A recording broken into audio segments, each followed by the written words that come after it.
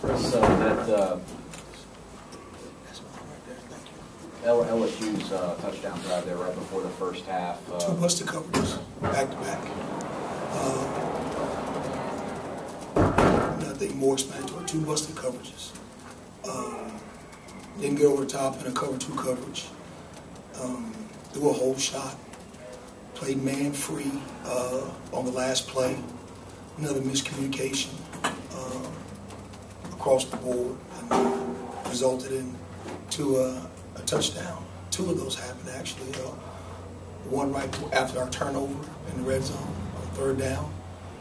We were in cloud, or as people call cover two. Miscommunication on cover two.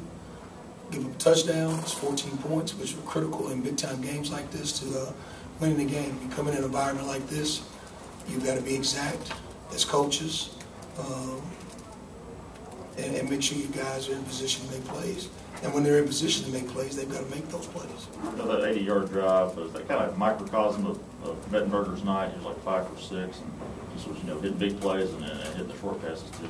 Well, there were times when he made some throws, which we thought he would do. But the ones that were game changers, he's going to make throws. He did that last week, and so we knew he would make throws. But the situations were critical on that with 42 seconds left in the half, and you give up two whole shots, and that's just disappointing. It's unacceptable.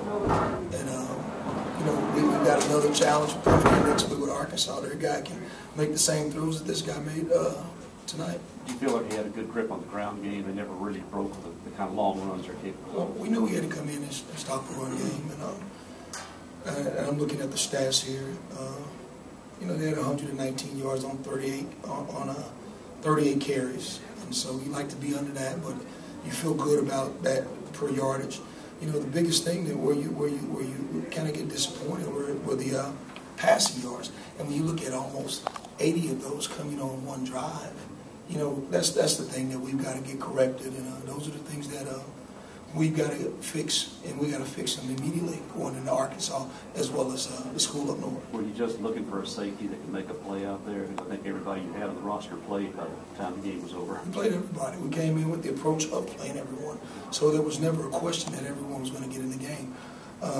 We had our best people in at that point, so you feel good about the calls that you made. And so at the end of the day, we've got to do a better job of getting them in position, and when guys are in position, they've got to make plays. How did you feel about Danigo's performance? Seemed to get some good pressure at times, got in the backfield. He's really beginning to play at a high level.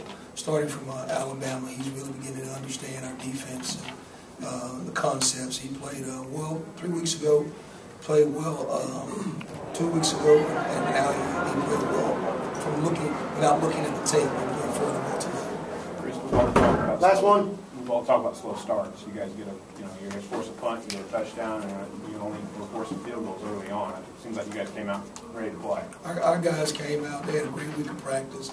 As always, you're just disappointed for it, because they work so hard. They're great competitors, and you're disappointed. Obviously, losing is unacceptable in our program, and nobody likes it. And we've got to go find measures and ways to get it corrected. Again, we've got two big games, and going into this next season before our bowl game, and all of them are winnable games.